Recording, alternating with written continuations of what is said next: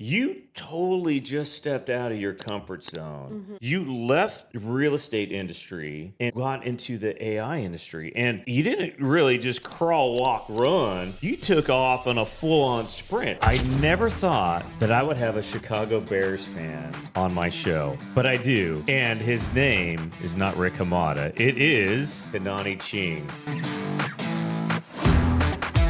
There's a misconception that AI will just replace everything that you do. And there's a difference between will it and can it. Change is always scary, but it's having enough faith in myself to say, I'll figure it out. For people that aren't using AI at all, the best place to start is with ChatGPT or Claude and just to chat with it on a regular basis. I don't use Google anymore. I'm not saying that AI is going to replace them, but the people that are using AI are going to be like, Welcome to In Search of Excellence Island Style, powered by the broker mortgage experts. This podcast highlights leaders raising the standard through consistent values-driven leadership, lived with aloha. Kanani Ching and I go back a very long way. I was her first loan officer when she started in the business. We had just started right at the same time in the real estate business. You were working with Marcus Realty and I was with Veterans United. This was like right out the gates when we first started. And I thought you'd been in the industry forever, not because you looked old, but just because you're so professional. And we're going to talk today, not just about what made you great as a realtor. We're going to talk about what you did in the relationship business, because you were in the hotel industry before that and then real estate, but what you're doing to transition into the tech industry and what you're doing now with your company, AI integration. And you're actually, I think for AI to work, it has to basically tie into the relationship piece. AI is going to take the place of relationships, especially in Hawaii, and we'll talk about that on this episode of In Search of Excellence Island Style. You're making me so nervous, Kanani. All right, so without further ado, Kanani Ching, what brought you to Hawaii initially? You've been here for a year. You've been here for years. We've known each other for almost over a decade. Oh my gosh, has it been that long? Don't say that. Don't say that. Don't say when that. Ty was only like I know. learning how to golf, and now he just crushes everyone. He does. So you've been here for about a decade, but you came here before that. So Yes. You're not from Hawaii, Correct. but your dad is from Hawaii, correct? Yeah. Kailua, right? He is, yeah. So my dad's from Hawaii. He grew up out here. He ended up joining the military. He was in the Navy as well. Great guy. Yeah, fantastic Actually, he is. man. I love He that guy. actually is, yeah. You need to come back out, Dad. We need to go golfing again. Actually, fun fact, I just was spending some time with him, and he's 84 years old, and he shot his age again. Wow. So yeah, my dad's an amazing Life goals. golfer. Yeah, Life he's goals. been shooting his age since he was 72, over Wow. a decade. But yeah, I moved out here in '02, so I've been out here for quite some time. I came out here a few years after high school, and I've been coming out here all the time to see my family, and I just wanted to spend more time with them, get to know them a little bit better, and then experience just being in Hawaii. Is there anywhere else to be but here in Hawaii? It's hard to leave once you're here. It's amazing. 365 days a year of weather that is just, it really speaks to everything I love to do. Yeah. Golf, surf, being outdoors, hiking, and just the people. The food's great too, although it's starting to show. But it's very difficult to leave, and I don't ever want to leave here. Matter of fact, I've said that many times on this show. I'll continue to say that. I'm never leaving. I may go visit other places, but I'm always coming back. And Kanani, one of the things in life, a lot of people, they get into maybe not ruts, but they get stuck in where they're at and they get comfortable. You totally just stepped out of your comfort zone and you left the real estate industry and got into the AI industry. And you didn't really just crawl, walk, run. You took off on a full-on sprint. Within a couple of months of starting your company, you were in Davos, Switzerland. Tell me a little bit, what was that like? It was mind-blowing. So I've been wanting to go to the World Economic Forum for years. And this last January, I was able to go, and it was such an amazing experience to be around such huge thinkers. And I think that was probably my biggest takeaway. But being able to go to something that I'd been wanting to attend forever, and then having the opportunity to actually speak was just a mind-blowing experience. And what did you speak about? Yeah, I actually had the honor of interviewing 3 amazing women in different sectors about tech and AI in the future and how they're applying it within their industry. So we had one from the corporate world, we had one from nonprofits, and then we had one entrepreneur. And so what was your takeaway? How are these women, and obviously you work with companies, how are they integrating AI into their business?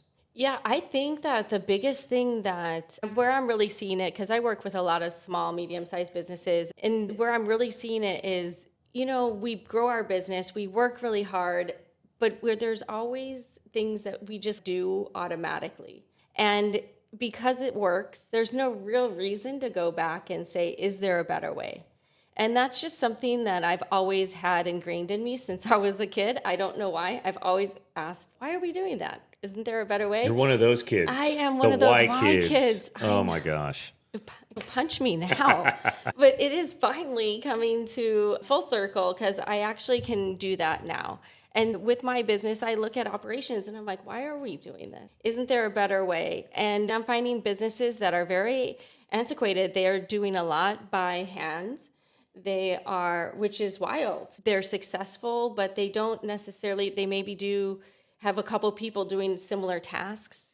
So you're a consultant, really. Yeah. AI, you have the company, and you're not just, hey, here's Claude. No. So what do you sound like a business consultant. This is stuff that a lot of my friends who got out of the military, they went and now they're defense consultants, and they help companies manage and become organized. So you're doing that.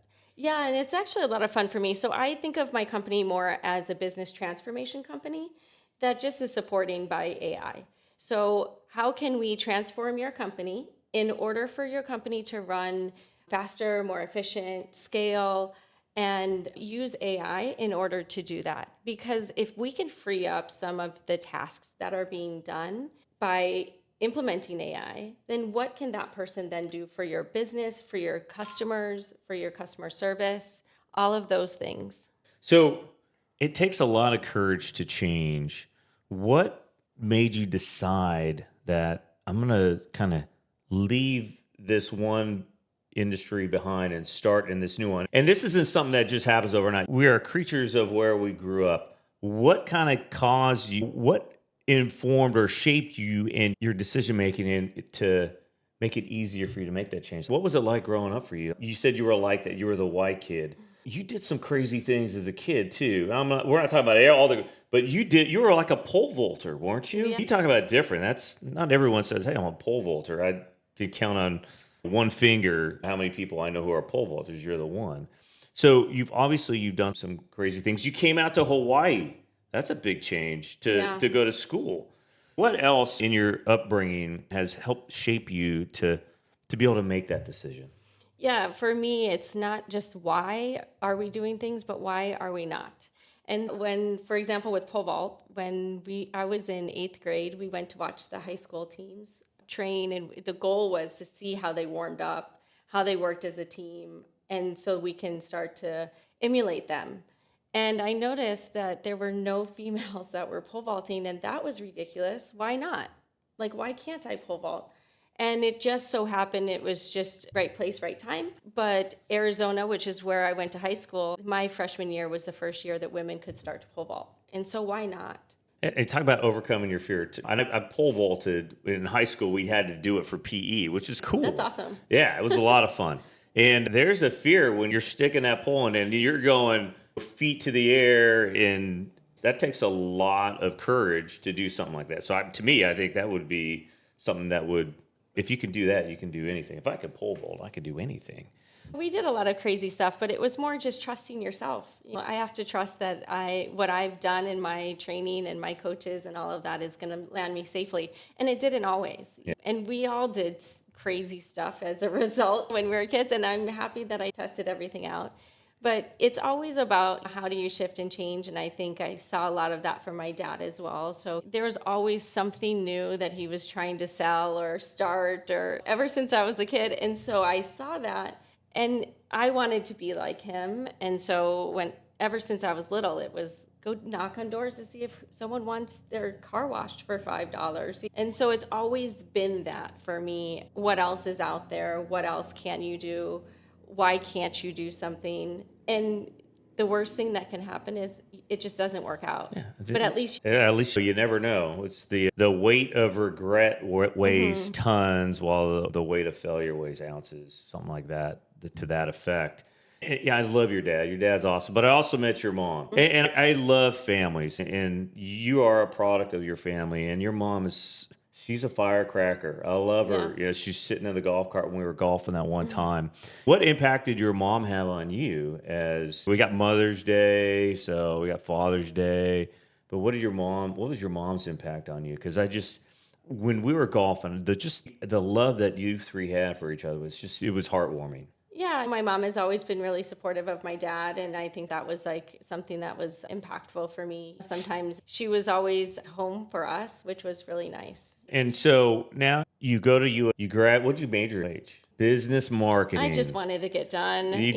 Just if you start something, you C's have to complete get degrees, right? Yes. Exactly. Start it, complete it. C's get degrees, and then you move on. And you became a realtor, and you were successful, and you worked over at Ho'opili. Yeah, I did development as well. And then you were. So, was there a moment when you were in real estate, and when was that moment when you realized that this other thing, this technology called AI, was going to be really impactful? When was that? Yeah, when I shifted to be in the broker position, the big mind shift is I went from my clients being the people buying homes and selling homes to now my clients are the agents.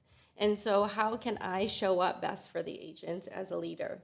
And so I made a promise to myself that I would never lose sight on what would help the agents be more successful in what they do. And how can I continue to add value to them the same way I wanted to continue to add value to my clients as a realtor?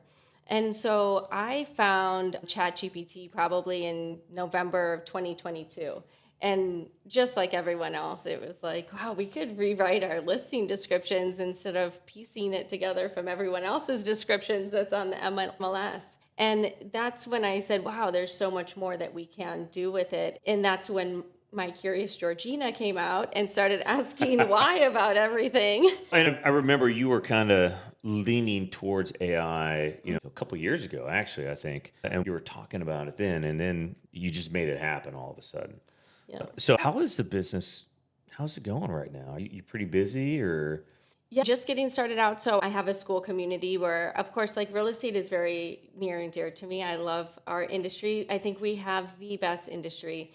In order to be in our industry, you have to be someone that is very giving and patient and kind and all of those things. And so I didn't want to just turn my back on real estate. So I do have my school community where I still teach realtors on how to implement AI into their everyday operations.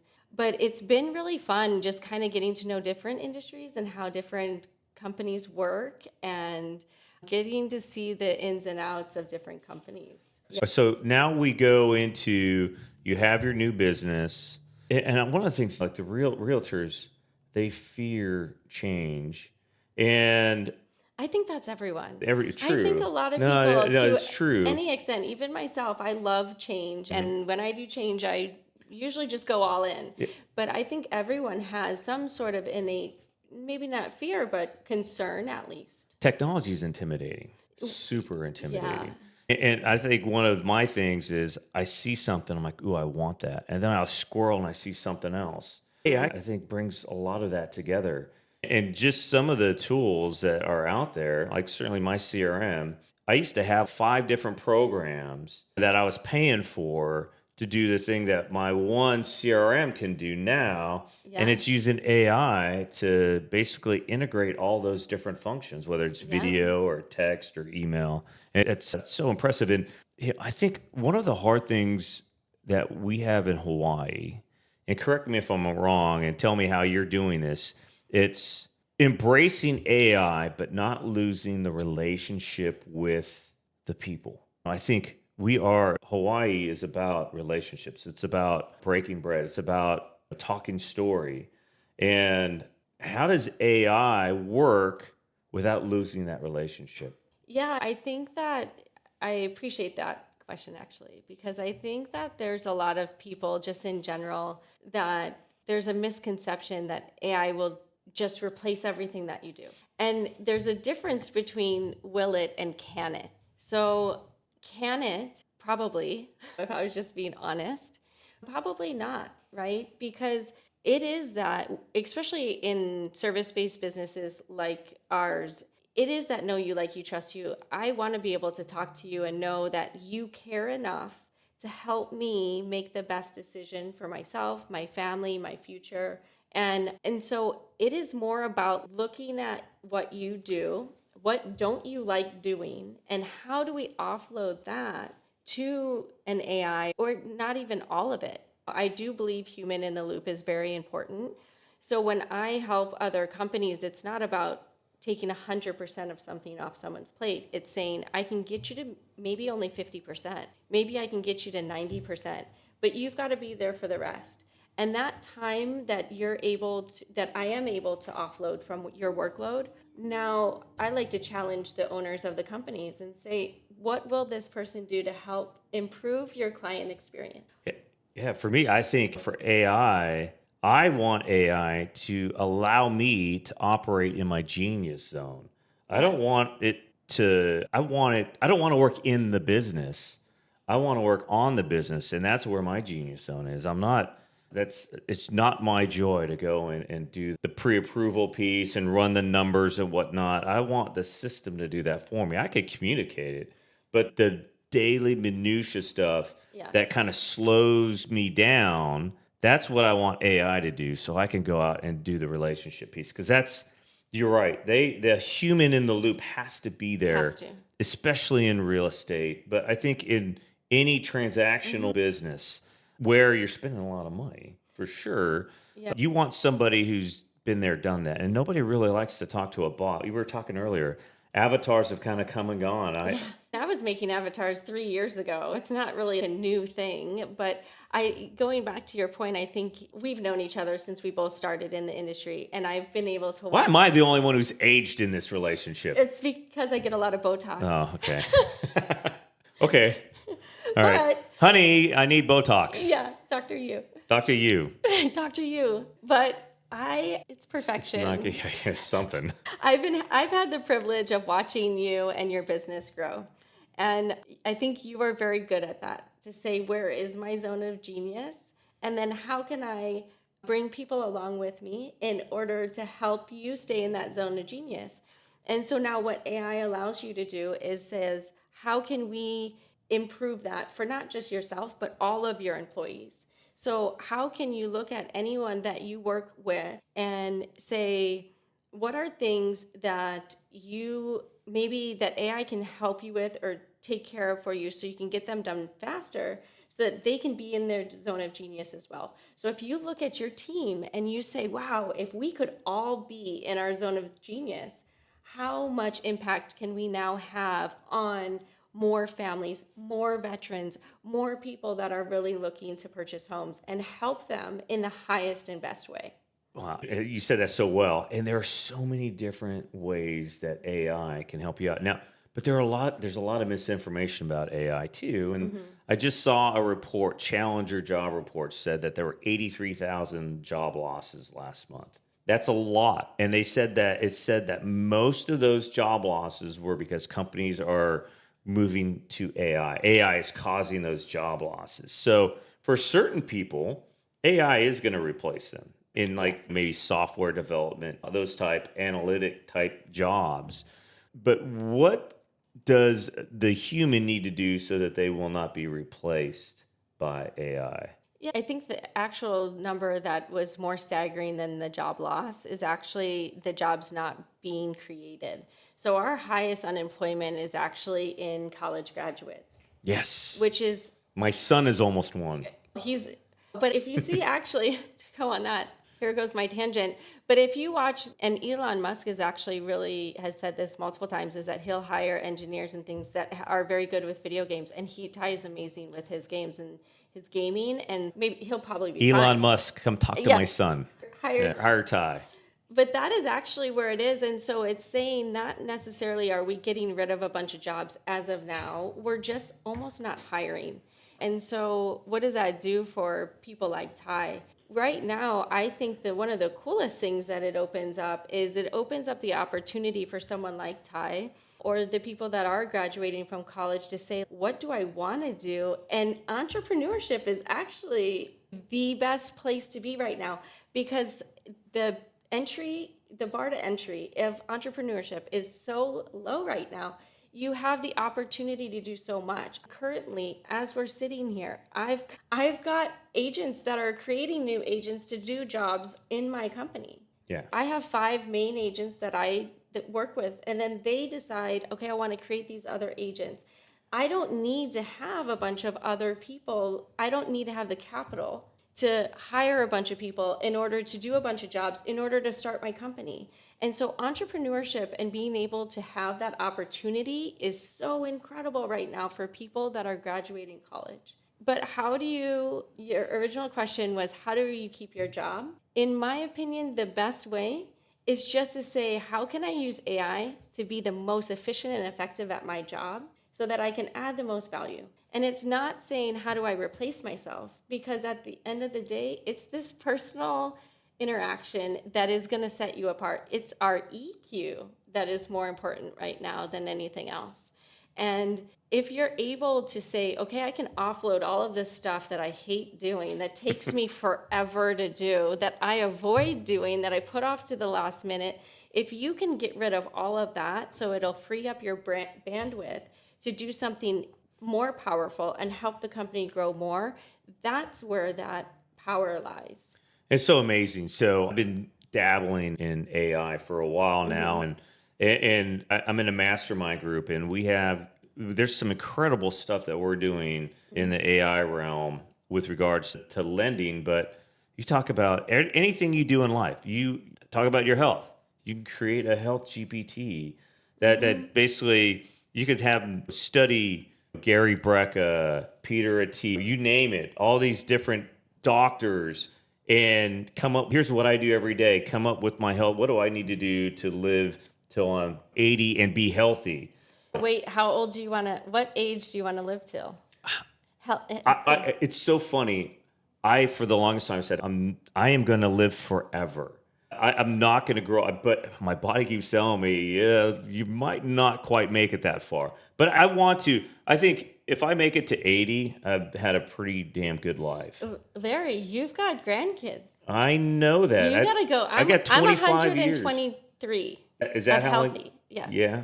I've got 123 years in me that's healthy. And that's something that is something amazing. AI, people think of automating tasks, but that's something that is so amazing, and why it's such an amazing time for us to be alive is you can live to 123 and be completely healthy and be able to enjoy your family. There are so many advancements that make in the medical field alone that are happening. That's so incredible. I think personally, there's just so much positive that is coming out of it. It's exciting. It really is. And I wear a Whoop. I love this thing. The data, you could plug the data into Claude or whatever AI you're using to help kind of tell you, hey, Larry, you didn't get enough sleep. You might want to go 80% today. It was funny. I was golfing in New Mexico this last weekend, and one of my friends, he has a health GPT that he created, and he didn't get enough sleep the night before, and he put his information into Claude, and it told him, hey, if you're golfing today, only take 80% of your swing because you just don't have all the recovery. And he's joking around. Yes, I'm just going to do 80% of my swing. And he didn't play very well on the first day. The second day, with his 80% swing, he lit it up. He crushed us. But that's just kind of what AI can do for you. It doesn't necessarily take the place of the doctor, but it helps you not have to go to the doctor as much because the doctor's right in your computer. You think about access to doctors, not just here in Hawaii, but we have to start looking globally. And with the advancements of technology, our mindset should always be globally. And if you look at across the world, the access to doctors are very limited. The access to good doctors are even more limited for some places. And so I've asked people, would you rather go to a doctor for something that is important for you? Your health is, something is failing in your health and you've got to go to a doctor, whatever that is.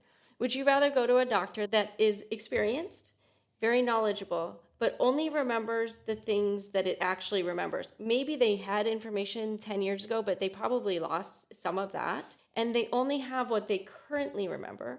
Or would you rather go to that same doctor that has access to all the medical records from all of eternity, from all across the world, and have that doctor with his AI diagnose you? I want that one. Yeah, You know? sure. And for it's sure. not that I don't trust that doctor. It's just human nature that we just don't remember a lot of things. Yeah, I mean, And it's our okay. brains are limited, but AI is unlimited. Yes. Yeah, so that's amazing. So partnering with doctors, partnering with AI, I think is a great thing. No, that's awesome. That's good. I'm so big. I really do want to live till a little older than 80. But if I make it to 80, I've done pretty good, especially in my family. But we're going to take a break. And when we come back, we're going to talk about some of the new things that and how we can utilize AI, maybe some of the programs, because I have a lot of questions on the programs. And just kind of see, what do you see in the next 5 to 10 years with AI? Ooh, that's going to be fun. All right. I'll almost be 80. Oh my then. gosh, I'm going to have robots for sure. Yeah, are you going to have a I robot? can't wait to have a robot. It can make you Egg McMuffins, Oh my McDonald's gosh. Egg McMuffins Wouldn't better. that be fantastic? Oh Just my dropping nuggets of knowledge everywhere we go. Chicken yes, nuggets please. of knowledge. Yes. Oh, yeah. Okay. Chicken All nuggets right. of knowledge. We'll be right back. This episode of In Search of Excellence Island Style is powered by the broker mortgage experts. If you're building wealth, creating stability, or planning your next real estate move, you need strategy, not just rates. The broker mortgage experts are committed to helping families and investors build strong financial foundations through expert guidance and personalized mortgage solutions. Excellence starts with the right foundation. Connect with the broker mortgage experts today. So we're back with Kanani Ching with AI integrations, dear friend of mine. And there is so much AI this, AI that. And there's so many different programs. You got Grok, you have ChatGPT, you have Gemini, you have, oh my God, Claude. Which one do you use? And so I'm going to ask you that, but also there's different types of AI I'm learning about. There's the AI that gives you answers, and then there's the AI that actually integrates everything and creates the solutions. And it's called, was it Agentic? Is that right? There's a program, and so I haven't bought it yet. I'm like, I don't want to buy them all or subscribe to them all, but I want to use a couple of them because each one has different advantages. But there's this one program called Manus, I think it is, that I'm really looking at and thinking about. That's maybe my next purchase, to integrate, again, to make things a lot easier for me, because I use 3 or 4 different spreadsheets, and if I had something that could integrate them all and communicate, it'd make my job so much easier. I just have to update one document, and then it does everything else. So tell me. Or what if you just told your agent to update the document? It'll update the document for you. That's exactly, Yes. that's what Manus is, right? Your Manus is Agentic, Agentic, or whatever. Yes. Don't make fun of me. I'm that's learning this stuff. I'm the old dog. We all are learning together. Yeah. You know, the most interesting, one of the most interesting things that I saw in Davos is we're all learning this together. Even the most genius brains, they're using it for the first time just like us. Of course, they're using it in a different way than us. Everyone's learning it at the same time. And that's the fun thing, is that we get to be a part of something that we are learning at the same time. And someone had said the other day on a podcast that I listened to, we got to see the internet come around and how much that changed. I remember being told we cannot use the internet for any paper, writing any school papers. Yeah. And now it's like books, the Encyclopedia Britannica doesn't even exist, I don't think, I miss it, but the computer doesn't have that same old encyclopedia smell. I love books. So do I. I'm a book nerd. So. We have 4 or 5 different copies of the encyclopedia, all the volumes. We had this bookshelf in one of my houses, and I used to just go and I just read. I was geeking out. I used to read those. And nobody has it anymore. You might see them in a museum or something, but you don't see them in person. But we've got to see so many. We got to Yeah. see the internet. We've got to see phones. Oh, yeah, the iPhone. Yeah. Yeah, cell phones go from the bricks that you plug into your car into our pockets. Massive suitcases Yes. you had to carry Literally around. suitcases, Yeah, right? it's funny you say that. The book In Search of Excellence, I'm reading that again, and this is written in 1980, and they were talking about artificial intelligence even then. And it's not like it's something that happened over. It's something that's been evolving, but it grows exponentially, and now it's growing even more exponentially than what it was a year ago. You think about all the changes in AI over the course of the last year. Yeah, it's a week ago. Yeah, really. It's happening so fast. Yes. And so many different programs. The scary thing is I don't know what's true anymore sometimes. So you have all the AI generated ads, and I get caught up in some of that stuff sometimes. New AI generated news too. But I'm off topic. Let's get back to topic. What program should somebody really start out, and how should somebody integrate themselves or get introduce themselves to AI? Yeah, I think the thing that even I have to keep myself on track with is there, like you mentioned, there's always new programs coming out. There's always new systems. There's always something new. But the most important thing is to say, how is this going to help me in my business? What do I need in my business in order to help my clients better, in order to improve my business, get more sales? Where is my bottlenecks in my business, and how is this going to help free up those bottlenecks? And otherwise, we get stuck in trying this new thing and that new thing, and it's almost instant gratification. But the interesting thing is that when you learn anything new, it's always slow at the very beginning. And so oftentimes people will say, okay, I'm going to try to implement this one thing. It takes them back a little bit. And people are used to saying, I want this, and they get it. But the reality is when you implement AI, it's like you have to learn this new tool. And so you might go slow down a little bit, but you have to slow down before you accelerate forward. And once you get it working in your business, it's an exponential return. But for people that aren't using AI at all, the best place to start is with the ChatGPT or Claude, and just to chat with it on a regular basis. I don't use Google anymore. I use AI for all of my searching.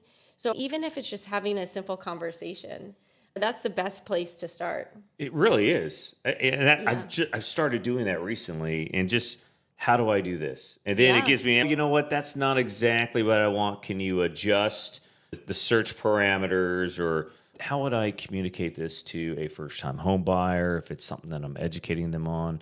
And a lot of the presentations that I'm doing, like I just redid my first-time home buyer webinar presentation, and I put my old presentation in, and I said, hey, here's my audience, and I want to educate them. I need a call to action, just kind of those things. And it spit out, it said, hey, don't talk about San Jose. You're not in San Jose anymore. And I'm like, that's good. But I explained, hey, I use this because I could have been a first-time home buyer back in 1992. 92, I could have been a first-time home buyer, but I didn't buy. And that's the story I want to tell to relate to the first-time home buyers today. And then it said, oh, okay, I understand. I have the perfect story to tell. And I think it really improved my presentation. And it's those things that you can have it do. And you just keep having this conversation. And it learns and it remembers. Yes. It remembers you. And it's funny. And if you're using, say, ChatGPT, and then you say, I'm going to use Claude. And Claude seems to be a little more, to me, it's a little less computer. It's a little less clunky. Chat AI, you can tell it's AI. Claude's a little more personable, I think. But I input my ChatGPT into Claude to give it my persona. And it was pretty cool. Listen, it's making me feel like it's Larry. I asked, who's the top lender in the Hawaii? Yeah. And it said, Larry, of course you are. And I'm like, oh, I like it. It's a great brown noser too, and it's in addition to being AI. But yeah, it strokes your ego. It totally strokes my ego. I know. Sometimes we need that. I know. I'm gonna put it in the shower while I'm thinking, hey, what do you think? Yeah, it's like ah. Yeah, right. Turn out the lights. You look good with the lights out. Anyway, so you got ChatGPT, you got Claude. What's Grok? Where's Grok in all of this? I didn't really jump into Grok too much. I was using it at the very beginning mainly for buyer and seller sentiment because it was tapping into At that point, it was really the only one that was really tapping into the social profiles. I think Grok is great. I just never really used it as much. For me, the main ones that I use is ChatGPT, Claude, Gemini, and Perplexity. I like Perplexity. Yeah. I use that a little bit, not as much, but I use that for some of my personal stuff. Yeah, for researching is what I use it a lot for. When you research on any of the AI platforms, it'll tell you where it got it from. But with Perplexity, it'll take you to that exact, where it got that statement, it'll take you to the exact document, which is an easier way to double check, because it is important to always double check. Yeah, for sure. So let's bring this back home to Hawaii. I'm going to ask you a few things about Hawaii. And do you think Hawaii's ready for this AI revolution? We got this rail that still not completed. I ride the rail to the airport. So do I. Oh my gosh, it's amazing. Freaking it's quick, it's easy. I don't think I'll ever miss a flight again. I've missed flights in the traffic getting to the airport. Yeah. But when you're hitting the rail, boom, it's so quick and easy. I actually use the rail. So do I. And I can't wait for it to get to Kaka'aka eventually. And I'm surprised how far they've gotten in just a short amount of time. It took them, 15 years just to get it started. But now it looks like they're moving. But is Hawaii ready for this AI evolution? And where do you think Hawaii could best utilize AI? Do we have a choice? No, I don't think we do. Yeah. But we always talk about we island time and... Yeah, we don't have a choice. I don't think anyone at this point has a choice. Yeah. Any government, any state, any country, I don't think any of us have a choice. We have to be able to implement it. We have to be able to find ways to work with it.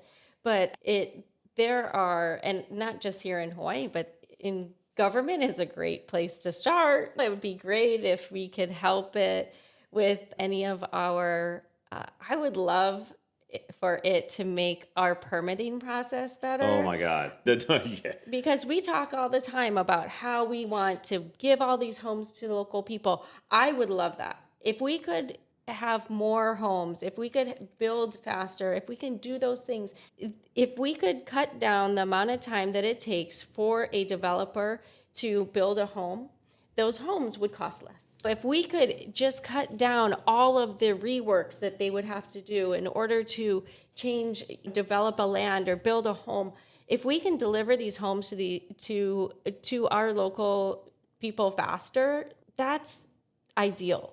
We have a problem with cost, of course, but with more inventory, that would help. And inventory is an issue across the nation. And in Hawaii, it is so ridiculous how long it takes for that. And I'm not saying get rid of everyone in permitting. I'm just saying that there's got to be a way to be able to read through some of these rules and regulations and say, hey, you have two rules that are contradicting each other. Yeah. Which one do we want to keep? Just even analyzing that alone. I think our education is something that a lot of people complain about. Why can't we just have AI tutors? We have the opportunity to be able to teach our kids in a fun way, in a controlled way, that we can really elevate everyone. And there's opportunities, but are we willing to accept it? And I think adoption is the hardest thing for anyone, from everyday people to businesses adopting AI, to the employees adopting AI, to anyone. The adoption of AI and the acceptance of AI is just very slow. You have hit a very sensitive topic with regards to people in Hawaii right now, and that is the affordability of housing. And I was just up on the North Shore, and there was an assemblyman or a government, I think he was an assemblyman, and he was just getting hammered because of all the short-term rental taxes on the North Shore. All of the homeowners who are renting out their homes because they have to in order to live in Hawaii. And with all the regulations, and now they're talking about raising taxes on short-term rental owners as if that's going to solve the problem. It's not going to solve the problem for home ownership for first-time home buyers, because the first-time home buyer is never going to afford a $3 million house right out the gate. And they don't want a $3 million. They might, but they just want a home that they could call their own. Yes. They don't want to live with their parents. And there's so much multi-generational living in Hawaii because across the country, really, because people can't afford to buy a home. The millennials and Gen Z, they can't afford to buy homes. But to me, the solution is more inventory, build more homes, and the permitting process, the red tape in government is slowing everything down. That has to be fixed. I think the state, in particular Honolulu County, should hire you to help I would love solve to. that problem. I would love to be able to work with our government to be able to just find ways that we can just reevaluate how things are being done. And it's not, we spend how much on outside companies to come in and audit our processes. That's crazy. Why are we spending our taxpayers' money to audit processes when we can have AI look at the numbers, which I'm sure anyone in government is going to love this statement, but to see where our money is going. Yeah. Because we can optimize. You can do it on a daily basis. You can optimize your health. You can also optimize your income, your how you spend, where you spend. As a homeowner is trying to say, how do I save up enough money? You can use AI to say, this is how much I make. Analyze my spending. Where am I wasting my money? Yes. What subscriptions can I cancel? Things like that. We can do that on a larger scale for the government to be able to say, instead of raising taxes to people that it's hard enough to make it in Hawaii, instead of saying we're going to take more money from you, how can we optimize what we already have?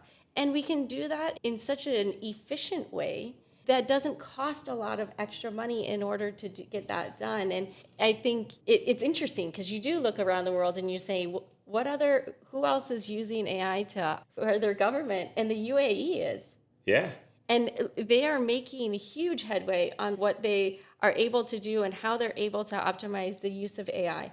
Is that something we want to adopt? I don't know. That's out of my control. And there's a lot of good things and there's a lot of bad. But there's so many opportunities that we as Hawaii, as a nation, everyone, from individuals all the way up, that we can utilize AI to optimize what we're doing. And I will tell you this, the state and federal government should not increase taxes until they do an AI audit on all the tax money coming in. 100%. They shouldn't take not one single more cent than they have until they do an audit and find out where all this money is going.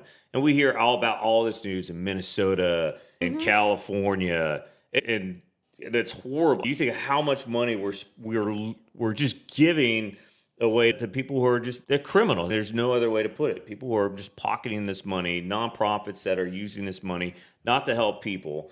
We should not give another cent to the government in a tax raise. You know what I'm saying? Until they do an audit, an AI forensic audit, and figure out where all the money's going that they have. Because the money's there. They don't need more. They just need to stop wasting our money. That's, to me, as a loan officer, you see this often. Yeah. You'll see a family of one person that makes a significant amount of money, but for some reason they have nothing saved. And you're like, how is that possible? You're not optimizing what you're making, right? You have a little bit more going out than you have coming in.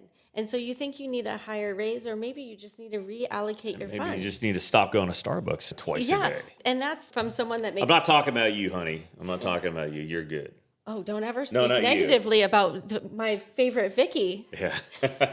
But that's everyone that makes the entry-level employee that's making minimum wage all the way up to, it doesn't matter how much you're making, are you really optimizing? And we can say that at an individual level, at a family level, at a government level.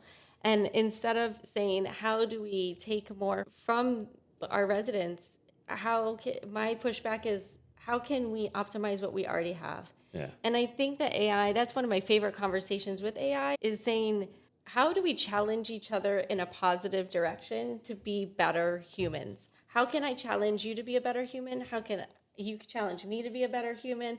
How can I challenge my AI to challenge me to be a better human? And how can we all optimize what we're doing? Because we have the opportunity to do anything that we want. That's the coolest thing. I need to create a business coach in AI that is actually going to call me out. It sees my calendar. I know.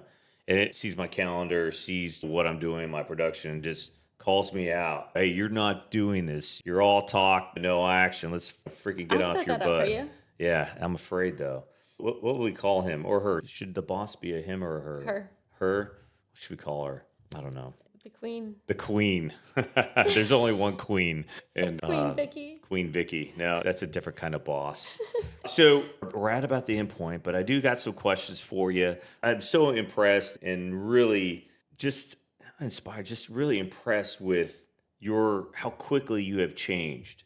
And what would your recommendation? And I work with people who change all the time. They get out of the military, and that's a huge mindset shift. And you weren't in the military. You look kind of like G.I. Jane, except you do have hair. What would you say to somebody who's afraid of change? That's such a great question. You've done it. Yeah, but I'm an F it, do it kind of person. You are.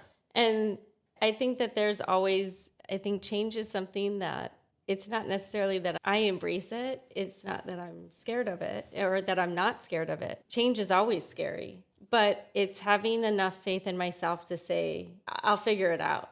And I think that's where the hesitant comes from. So Like, you're how do you alone embrace you're alone on an island almost. But you go from being part of a company where you have corporate layers of leadership over you to you're alone on an island. Like who do you go to for mentorship as a business owner?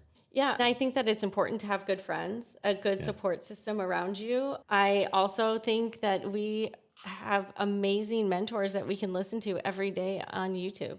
Yeah. Who do you listen? So who do you listen to? What kind of podcasts do you listen to? Give me your top two. Oh my gosh. Yeah. I'm such a nerd.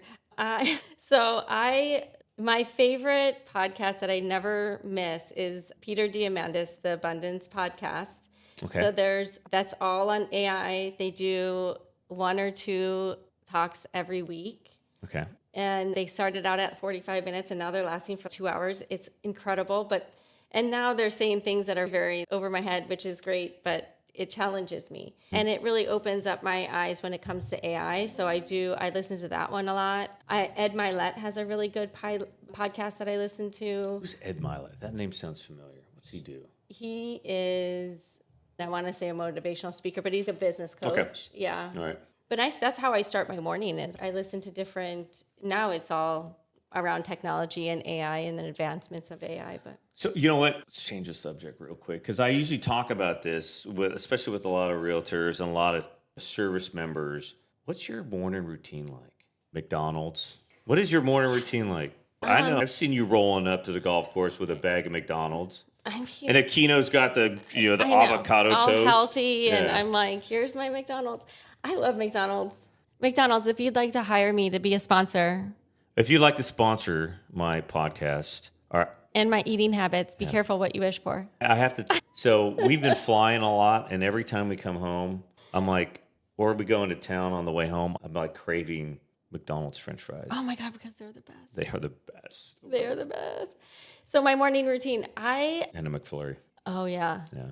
Sorry. The Oreo morning routine. Oreo Yes. McFlurries. Yeah. I know. I like their fish fillet too. I'm not a fish fillet person. It's not. It's some people say it's not real fish. I don't care. It's good. It's flaky. It's delicious. All right. So morning routine. We digress. Anyways, I wake up and actually I spend my morning listening. That's when I listen to my podcasts. I listen to books. I listen to different things on YouTube that I find that I'm interested in. Usually it'll make suggestions based on what your past history is. And so mine usually is around some sort of AI something. But I listen to that every morning while I'm getting ready. So I usually get up, I get ready. You know that I don't work out. So that is something that I have been Still saying. calling BS on that, but That is something that I have been saying I need to change. But I have incorporated meditation. that's right. You went to the Joe Dispenza. Oh my gosh, event. yes. That was amazing. I've been trying to do. It's just so difficult. I can meditate, but Yeah. Joe Dispenza is pretty tough. That's like upper level meditation. I'm just Really? not there yet. Yeah. See, going back to F It, Do It, I wanted to learn to meditate. I'd never meditated. And so I decided I was going to go to a 7-day meditation retreat with Joe Dispenza. And everyone was thinking I was crazy because they're like, how often do you meditate? And I'm like, I don't. I just wanted to learn. Yeah. And we ended up in 7 days of meditation all day long. And Yeah, you meditate for 24 hours. it was or something like that, right? an hour and a half on and off throughout Yeah. the day. One of them was like 5 hours long.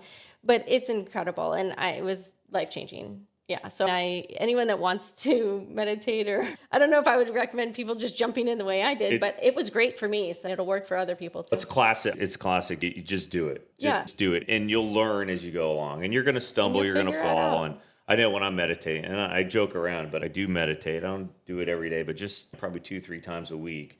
And it's so difficult just to stay. You're not going to just, there's not a lot of nothingness there. Your mind's always racing. And the challenge, I think, is just to bring it back to nothing.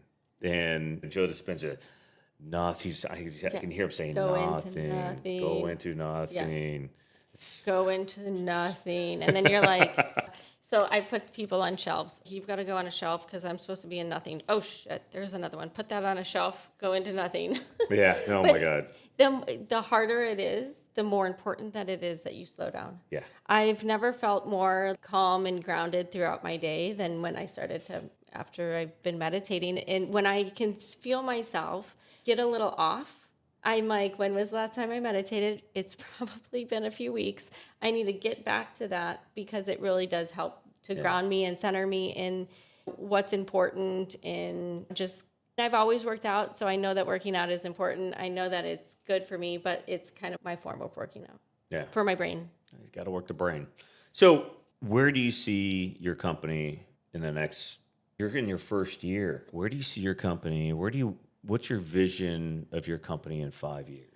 Oh my gosh, in 5 years, I feel like with how fast AI is moving, you can't even really look 12 months ahead. Yeah, but 6 months, 1 month. I know, it's wild. I think for me, my goal and my reason for doing what I'm doing is I want to help as many companies as possible be as successful as possible so that they can make the decision when they want to get out of the industry instead of AI forcing them out. And I'm not saying that AI is going to replace them, but the people that are using AI are going to be light years ahead of the people that are not. And what's going to happen is eventually they're just going to eat up market share, and it's going to make it harder and harder for people to catch up. And so when I look at Hawaii, we are really big on supporting local and supporting small businesses, which is another way that the government probably could get a revamp so that they can support small businesses better. But anyways, it's more about like, how can I help them stay in business? How can I help them move faster? How can I help them grow their business so that they're not only keeping their employees, but they're adding to their employees because their business is growing. And I think that's where people get lost, is that they think, oh, I'm going to bring in AI and I don't have to have as many employees. And so I don't want, or other people say I don't want to bring in AI because then I'd have to get rid of the employees.